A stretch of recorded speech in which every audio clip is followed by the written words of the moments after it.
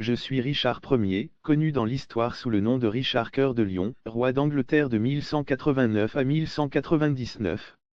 Né le 8 septembre 1157 à Oxford, je suis le fils de Henri II d'Angleterre et d'Aliénor d'Aquitaine. Dès ma jeunesse, j'ai été formé pour régner et pour la guerre. Mon père, Henri II, m'a inculqué les valeurs de la chevalerie et de la gouvernance, tandis que ma mère, une femme de grande intelligence et d'ambition, m'a transmis son amour pour la culture et l'art. Avant d'accéder au trône, j'ai participé à plusieurs révoltes contre mon père, ce qui m'a permis d'acquérir une expérience militaire précieuse. En 1189, à la mort de mon père, je suis devenu roi d'Angleterre. Mon règne a débuté dans un contexte de tension et de conflit, tant à l'intérieur du royaume qu'à l'extérieur. Mon prédécesseur, Étienne de Blois, qui avait régné de 1135 à 1154, avait laissé un héritage de troubles et de guerres civiles, mais j'étais déterminé à renforcer l'autorité royale. Peu après mon accession au trône, j'ai entrepris l'une des entreprises les plus emblématiques de mon règne, la Troisième Croisade. En 1190, j'ai quitté l'Angleterre pour la Terre Sainte avec pour objectif de reprendre Jérusalem, tombée aux mains de Saladin en 1187. En route, j'ai capturé Chypre, une étape stratégique qui a renforcé notre position en Méditerranée. Mon arrivée en Terre Sainte a marqué un tournant dans la croisade. En 1191, j'ai mené mes troupes à la victoire lors de la bataille d'Arsuf, démontrant mon habileté militaire et mon courage. Mes relations avec les autres dirigeants croisés, comme Philippe Auguste de France et Léopold V d'Autriche, ont parfois été tendues, mais j'ai réussi à maintenir une coalition efficace. Malgré nos succès, nous n'avons pas pu reprendre Jérusalem.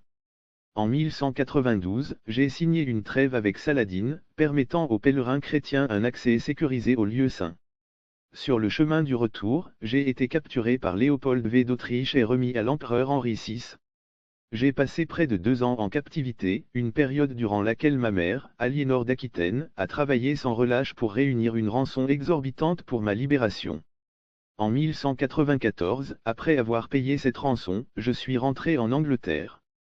À mon retour, j'ai trouvé un royaume en proie à l'instabilité. Mon frère, Jean Santerre, avait tenté de usurper le trône en mon absence. J'ai rapidement rétabli mon autorité et pardonné à Jean, bien que notre relation soit restée méfiante. Mon attention s'est ensuite portée sur mes possessions en France, notamment en Normandie, en Aquitaine et en Anjou.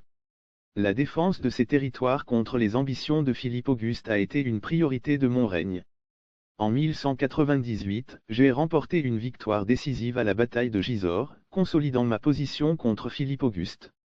Cependant, ma quête pour protéger mes terres a été brutalement interrompue en 1199. En assiégeant le château de Chalut-Chabrol en Limousin, j'ai été blessé par un carreau d'arbalète. La blessure s'est infectée, et je suis mort le 6 avril 1199. Mon corps a été enterré à l'abbaye de Fontevraud, aux côtés de mon père et de ma mère, tandis que mon cœur a été placé à Rouen, symbole de mon amour pour la Normandie. Mon règne a été marqué par mes exploits militaires et mon dévouement à la croisade. Bien que j'ai passé peu de temps en Angleterre, mon héritage perdure. Je suis Richard Cœur de Lion, le roi guerrier dont le nom évoque courage, chevalerie et une quête indéfectible pour la gloire et la justice.